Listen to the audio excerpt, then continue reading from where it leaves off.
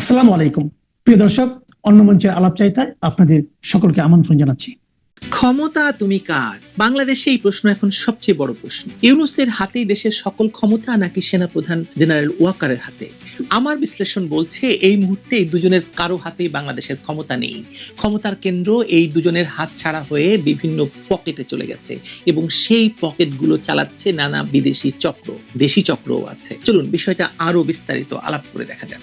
এটা পুরনো খবর যে বাংলাদেশ এখন এক গভীর রাজনৈতিক, সামাজিক, রাষ্ট্রিক সংকটের ভিতর দিয়ে যাচ্ছে। উপরে যতই শান্ত দেখাক না কেন, বাস্তবটা হলো দেশটি কার্যত নিয়ন্ত্রণহীন। কে দেশ চালাচ্ছে, কোথা থেকে নির্দেশ আসছে, কোন শক্তি কাকে ব্যবহার করছে, এই প্রশ্ন এখন শুধু জনতার নয়, রাষ্ট্রযন্ত্রের ভেতরেও ঘুরপাক খাচ্ছে। দুটি প্রশ্ন দিয়ে শুরু করি। প্রথম প্রশ্ন হলো দেশটা চালাচ্ছে কে, আর দ্বিতীয় প্রশ্ন হলো ইউনূস নাকি ওয়াকার। কারণ বাংলাদেশের মতো দেশ আসলে চলে সিভিল মিলিটারির যৌথ ক্ষমতা চর্চায়। বিশেষ করে রাজনৈতিক দলগুলোর হাতে যখন ক্ষমতা থাকে না, তখন এই সিভিল মিলিটারি কেসই সর্বেসর্বা হয়ে বসে। কিন্তু এখন কি ওয়াকার বা ইউনূসের দেশ শাসনের কোনো নিশানা দেখতে পাচ্ছেন কেউ? শেখ হাসিনার পতনের পর 1 বছর পেরিয়ে গেছে। অন্তর্বর্তী সরকারের প্রধান উপদেষ্টা ডক্টর মোহাম্মদ ইউনূস যেভাবে দেশ চালাচ্ছেন, তাতে এখন তার কর্তৃত্ব কতটা বজায় আছে সে প্রশ্নের উত্তর আপনারা ভালো করেই জানেন। সেনাপ্রধান জেনারেল ওয়াকারুজ্জামান একাধিকবার প্রকাশ্যে বলেছেন নির্বাচন ছাড়া স্থিতিশীলতা আসবে না। কিন্তু সেই নির্বাচন আদৌ হবে কিনা কিংবা কে তা আয়োজন করবে তা নিয়েই তৈরি হয়েছে ভয়ঙ্কর অচলাবস্থা। অন্তর্বর্তী সরকারের গঠন কাঠামো থেকে এই সংকটের বীজ বপন করা হয়। ক্ষমতা ভাগাভাগির বদলে তা পরিণত হয় ক্ষমতাহীনতার লড়াইয়ে। প্রশাসন, সেনা এবং গোয়েন্দা মহলে এখন স্পষ্ট বিভাজন। একদিকে ইউনূস ও তার ঘনিষ্ঠ আমলাতন্ত্র, যাদের ভরসা মূলত এনজিও ব্যাকগ্রাউন্ড এবং আন্তর্জাতিক সংযোগ। অন্যদিকে সেনাপ্রধান ওয়াকার, যিনি একসময়ে 2024 সালের আগস্টে সেনা নেতৃত্বাধীন আন্দোলনের পর নায়ক হিসাবে আবির্ভূত হয়েছিলেন। তিনি বলেছিলেন আমার উপর ভরসা রাখুন, আমি সব ঠিক করে দেব। কিন্তু আজ তিনি কার্যত বন্দী নিজের সদর দপ্তরেই। কার্যত বন্দী, আমি কিন্তু বলিনি ওয়াকারুজ্জামানকে বন্দী করা হয়েছে, কারণ এই গুজব সব জায়গায় চলছে। বিশ্লেষকরা বলছেন দেশের নিয়ন্ত্রণ আসলে কারো হাতে নেই। জেনারেল ওয়াকার বলছেন নিরপেক্ষতার কথা, নির্বাচনের কথা, কিন্তু তাকেই জানানো হচ্ছে তিনি যেন কোথাও না যান, কোনো বৈঠক না করেন। ইউনূস বিদেশিদের জন্য রাষ্ট্রের ফেস, কিন্তু নির্দেশ অন্যত্র থেকে আসে। প্রশ্নটা এখানেই, এই অন্যত্র আসলে কারা? বাংলাদেশ আজ ভূ রাজনৈতিক প্রতিযোগিতার সবচেয়ে স্পর্শকাতর জায়গায় দাঁড়িয়ে আছে। ওয়াশিংটন, ইসলামাবাদ, নয়াদিল্লি, 3 দিক থেকেই চাপ আসছে, তবে প্রভাবের রেখা স্পষ্ট নয়।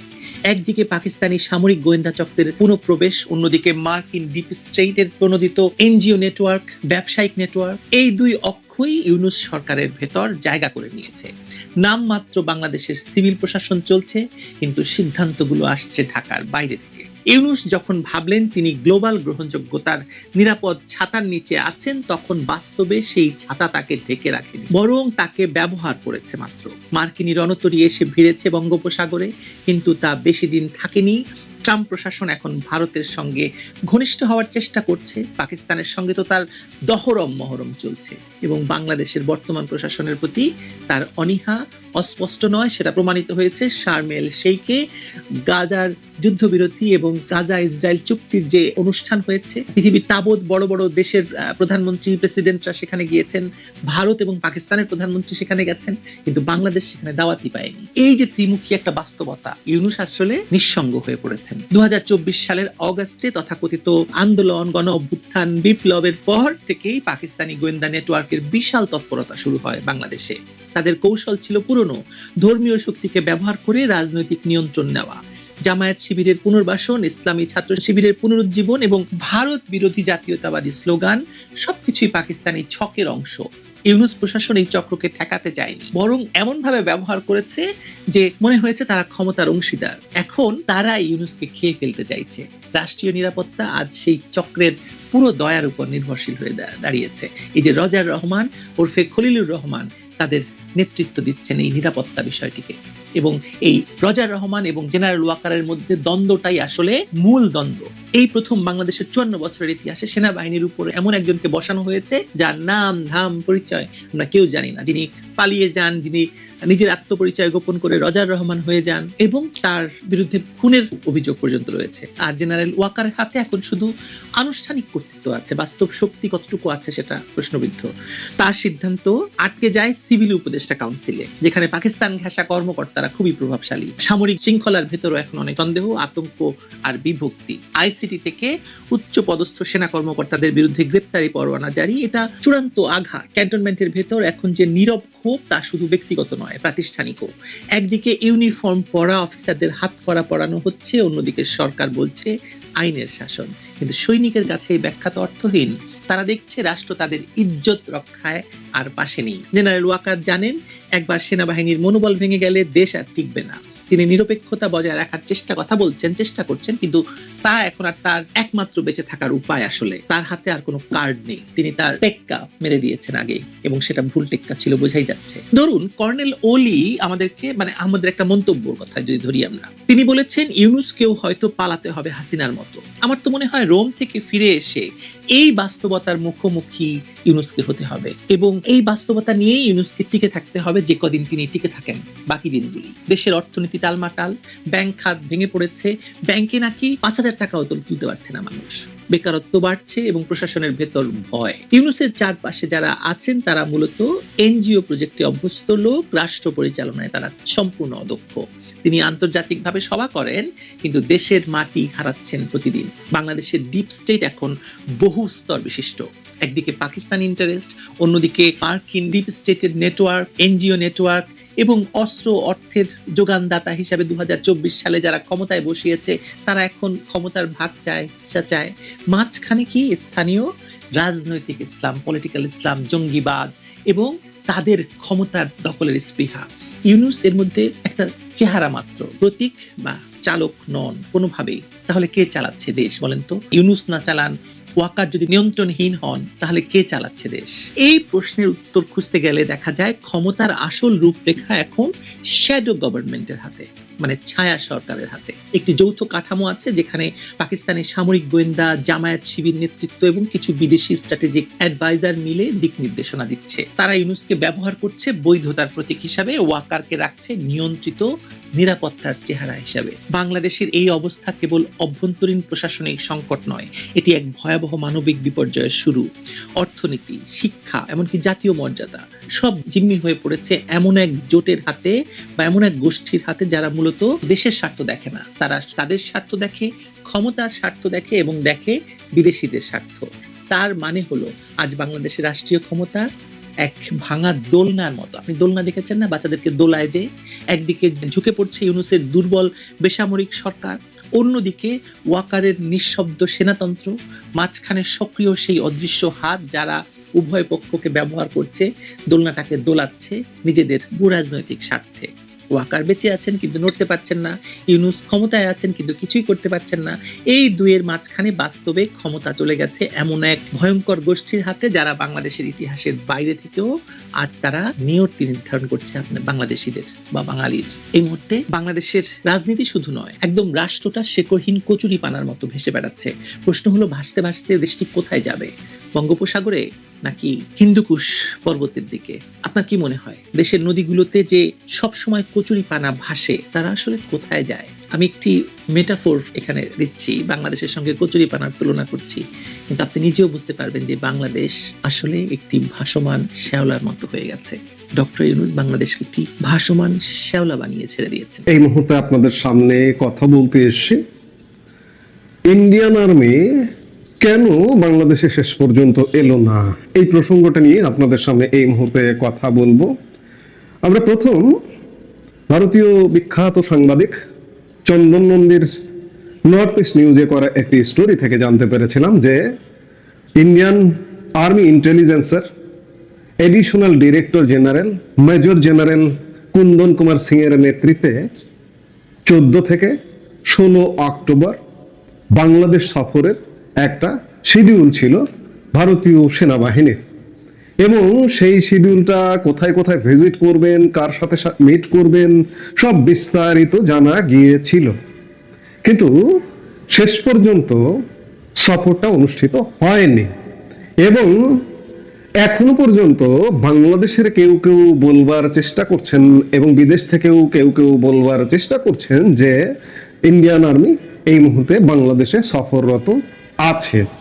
এর কারণটা হচ্ছে যে 14 তারিখে আসবার কথা, 13 তারিখ পর্যন্ত আমরা 11 তারিখ 12 তারিখ ইন্ডিয়ান আর্মিকে প্রোটোকল দেওয়া বা ইন্ডিয়ান আর্মি আসবে, বিভিন্ন জায়গায় সফর করবে, কক্সবাজারের রামু সেনাবাহিনীর 10ম পদাতিক ডিভিশনে পর্যন্ত যাবে, এই বিষয়গুলো নিয়ে সেনাবাহিনীর মধ্যে আন্তঃবাহিনীর মধ্যে চিঠি চালাচালি হয়েছে এবং এই চিঠিগুলা পরবর্তীতে সিভিল সোসাইটিতে ছড়িয়ে গেছে। এই চিঠিগুলো দেখার কারণে, দেখবার কারণে মানুষ ধারণা করছে এবং মানুষ বলা বলি করছে যে ইন্ডিয়ান আর্মি বাংলাদেশ সফররত আছেন এবং ইন্ডিয়া বিরোধী যারা তারা এটিকে নিয়ে হাইপ তুলবার চেষ্টা করছেন, ছোট হাইপ যদিও বা, কারণ যারা জানার তারা জানেন যে শেষ পর্যন্ত ইন্ডিয়ান আর্মি বাংলাদেশে আসেননি। কেন আসেনি সেটি আমার কণ্ঠ থেকে বলবো অবশ্যই। তার আগে আমরা একটু দেখে নিই যে যিনি আমাদের স্টোরিটা করে জানিয়েছিলেন প্রথম ইন্ডিয়ান আর্মি বাংলাদেশ সফরে আসছেন, সেই চন্দন নন্দী, সেই চন্দন নন্দের মুখ থেকে আমরা একটু শুনে আসি যে কেন ইন্ডিয়ান আর্মি তাদের সফর ক্যান্সেল করলো। চলুন। বাংলাদেশে ইন্ডিয়ান আর্মি একজন মেজর জেনারেলের নেতৃত্বে আপনারই স্টোরিতে এসছে যে বাংলাদেশ সফর করছেন এবং আজকে থেকে বাংলাদেশ সফর করার কথা। দাদা, এই সফরটা কি হচ্ছে? না, হচ্ছে না। এটা আমি কিছুক্ষণ আগে এই শোতে ঢোকার আগে খবর নিলাম যে এই যে দল আসার কথা ছিল তারা আসেনি। এটার জন্য কিছু কিছু প্রিপারেশন নেওয়া হয়েছিল আর্মির তরফ থেকে। যেই প্রোটোকলটা দেওয়ার কথা সেই প্রোটোকলটা দেওয়ার জন্য কথাবার্তা হয়েছিল, কিন্তু ওনারা, আমার মনে হচ্ছে আর্মির মধ্যে যে অস্থিরতাটা আছে এখন, সেটা মানে এখনো কাটেনি, সেটাকে ওরা কনসিডার করে ওদের এই ভিজিটটাকে ক্যান্সেল করেছে। তো আমি একটু আগেই বললাম যে গতকাল অব্দি বাংলাদেশ আর্মির মধ্যে ডিসকাশন চলছিল যে প্রোটোকল দেওয়া নিয়ে, প্রোটোকল যেটা একজন সিনিয়র অফিসার একটা দল নিয়ে আসছে, তাদের যেটা প্রাপ্য, যেটা পাওনা আর কি, যে প্রোটোকলটা ডিপ্লোম্যাটিক ইয়েতে, সেটার জন্য। কিন্তু সেটা যখন হয়নি আজকে পূরণ, তার থেকেই আমরা ধরে নিতে পারি কোয়াইট সার্টেনলি, আর আমি খোঁজও নিয়েছি যে এরা ঢাকায় আসেননি এখন অব্দি। এটা আগামী কোন দিন আসবে, এটা আগামী কোন সময় আসবে কিনা সেটা আমি বলতে পারছি না এই মুহূর্তে, কারণ আমার কাছে সেই সময়টুকু ছিল না এই শোতে ঢোকার আগে এটাকে ভেরিফাই করা যে এটা রিশিডিউল হবে কি হবে না। নাকি এটা কূটনৈতিক অন্য কোনো কারণে এটাকে ক্যান্সেল হয়ে গেল? এখানে পাকিস্তানি প্রভাব, মার্কিন প্রভাব, এসব কারণে? দেখুন, না, আমার মনে হয় যে এখানে এটা তো জানাই ছিল যে এখানে পাকিস্তানের আর্মির অফিসারদের আনাগোনা আছে, মার্কিনী যে একটা ডিপ্লোম্যাটিক প্রভাব সেটাও আছে। তো এটা তো তাহলে আগে ক্যান্সেল হওয়া উচিত ছিল, বা আগে শিডিউলই হতো না আর কি। কিন্তু যখন শিডিউল হয়ে গেছিল,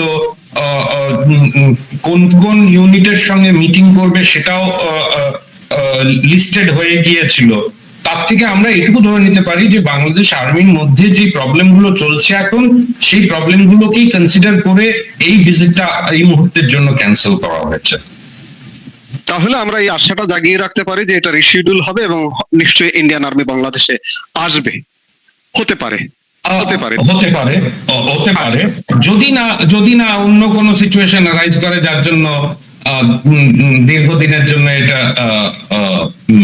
পোস্টপন বা ডেফার করে দেওয়া হয়। প্রিয় দর্শক, আপনারা দেখলেন এবং শুনলেন চন্দন নন্দীর বক্তব্য।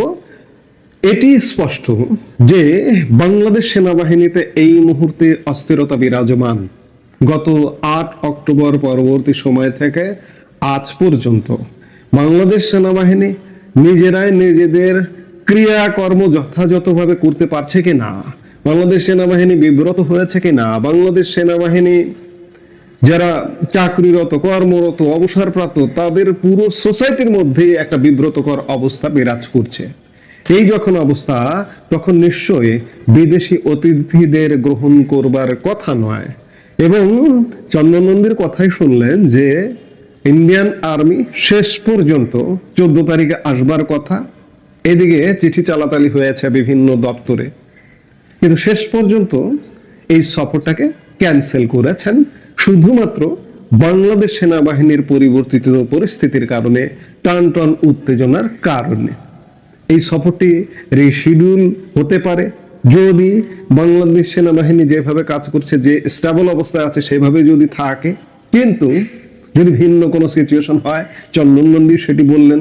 ভিন্ন বলতে আমি বলছি হঠাৎ করে সামরিক শাসন জারি হলো, আমি খোলাসা করেই বলি, তাহলে তো এই সফরটা হবে না। কারণ সামরিক শাসন যখন একটি দেশে জারি হয় তখন স্বাভাবিকভাবে সারা পৃথিবী থেকে সেই দেশটা খানিকটা বিচ্ছিন্ন হয়ে যায়, অনেকে স্বীকৃতি দেন না।